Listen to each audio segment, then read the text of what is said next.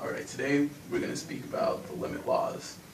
Alright, for our first example, I wrote the limit of 9x minus 7 as x approaches negative 1. So, the first thing you should do is use, like it says, the limit laws. The first one would be the difference rule. For the difference rule, you would separate both the 9x and the 7 from each other. So it would become the limit of 9x as x approaches negative 1 minus the limit of 7 as x approaches negative 1. After that, you can use a different rule, like the product rule, where you could separate the 9x to make it the limit of 9 as x approaches negative 1 multiplied by the limit of x as x approaches negative 1 subtracted by the original limit of 7 as x approaches negative 1. Or something that you can also use is the constant multiple rule, where you can, instead of separating the 9x, simply bring the 9 in front of the limit, and it would be 9 times the limit of x as x approaches negative 1 minus the limit of 7 as x approaches negative 1.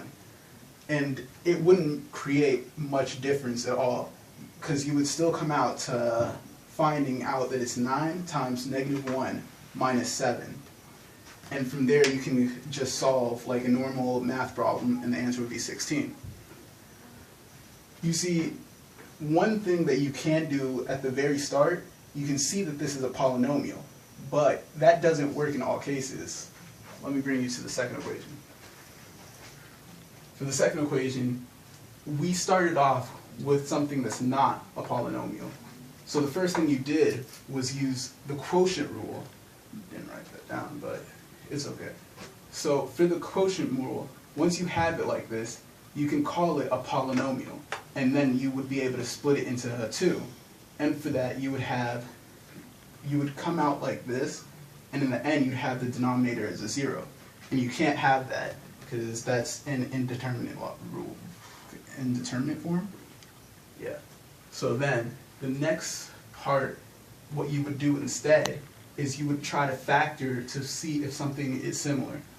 Well, like here, you would see that once factored out, both the numerator and the denominator have x minus 2, which you can then cancel out for, and then you can solve, because x minus 4 is a polynomial. And once you solve like that, you get the answer negative 2. And that's using the limit laws.